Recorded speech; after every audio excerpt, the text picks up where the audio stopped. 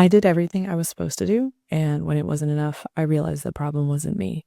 If you're new here, I got furloughed last year and then eventually laid off. It's been a journey since.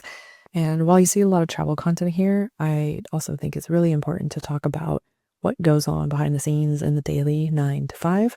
Unlike a lot of the travel influencers you see, I don't make my money from travel influencing. I have a 9 to 5 job, or I did, and I was a business consultant in the corporate space. But I've been looking to find a new role, a new company, and I just thought I'd do a series talking about how that looks. And now that I'm, um, pardon me, much farther removed from being laid off than I was on my last series. So I thought for the last series here, I'd talk about choosing alignment over approval. I find that when you're in a corporate space and your job, whose approval matters the most and why definitely looks a lot different than when you're removed from that. And it's not always the healthiest thing in the long run. Not trying to say their approval maybe isn't important, but it I find it's not the approval that should matter the most. So when you're in a corporate space or you're in a job, whatever your role is, your approval or whose approval you're looking for is your manager, your leadership team, your client. It's the people who are there to help you be successful in your role. It's the people who are there to help you grow at the company, grow in your career. So obviously, their approval is important. It's what helps you progress because at the end of the day, if you want to get a promotion, for example, or a pay raise or anything else, you need their approval, and so it matters. And unfortunately, it matters the most. And what I've learned, what I realize is that it shouldn't be the approval that matters the most. Unfortunately, in a corporate job especially, but really any role, for lack of a better phrase, you are disposable at any point in time. You are replaceable at the drop of a hat. It doesn't matter that you've checked all their boxes, that you've done everything right, in their eyes, that you've followed their formula, that you've succeeded, on paper.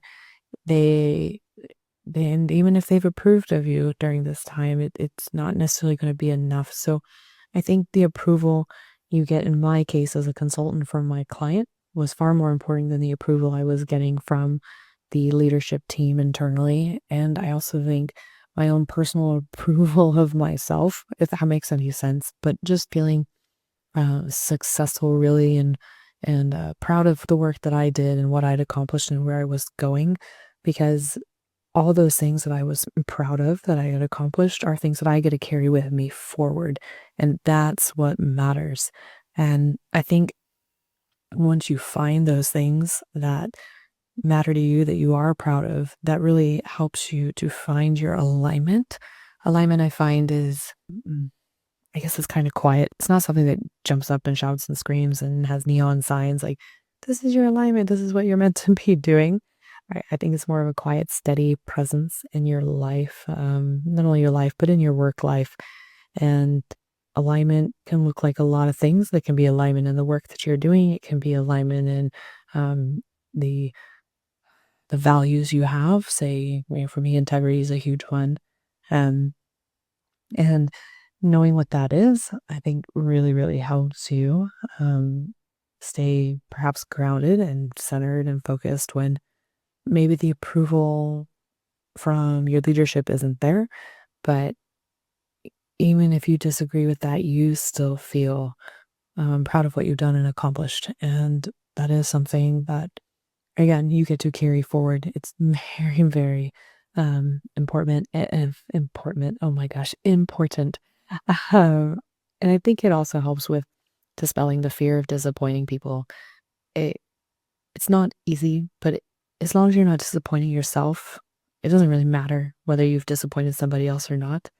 Um, maybe in some instances it does matter. I don't have a good example, but at the end of the day, we live with ourselves. We look at our ourselves in the mirror every night.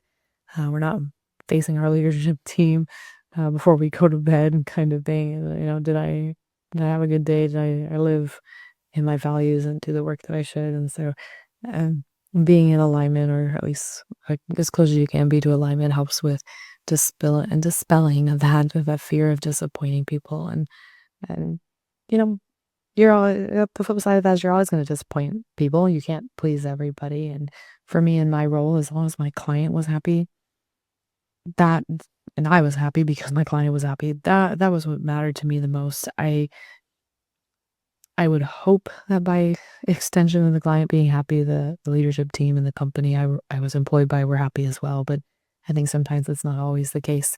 There may be an expectation there that you perhaps the expectation wasn't clear or wasn't communicated clearly, and that can be a bit of bummer. But I I think just kind of sum all of that up into something very, very simple, is values over validation.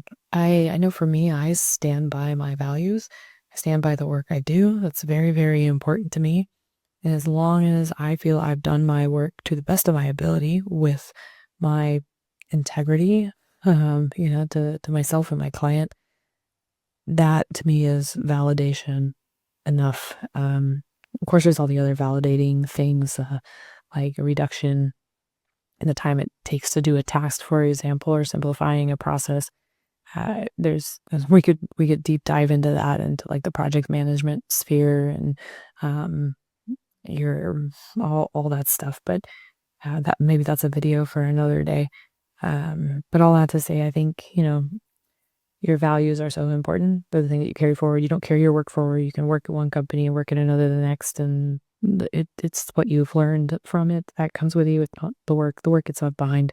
Work is not owned by you, which probably is pretty obvious. So definitely your values over your validation.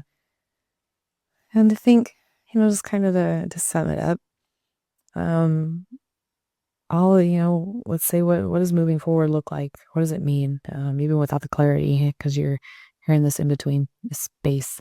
And I think for me, at least, it means being reflective, seeing what served me, what didn't serve me, what I can take forward, maybe what I could have done better, having some learning situations from being reflective and removed from the space. But also, even though I say without clarity, I think there's a lot of clarity that's gained in this in between space where you get to decide what is important for you, what are you looking for in your next company and role, and who you are, and what you're capable of and what you're worth in this particular space. Maybe not what you're worth, but what you have to offer in this particular space. So all that to say, uh, that was a fun series. I hope you enjoyed it, and I'm hoping to get back to travel. I'd like to get back to travel. Well, that's kind of my happy place. But all that to say, as always, excited to have you here. Looking forward to see where it's going, and I will catch you on the next one.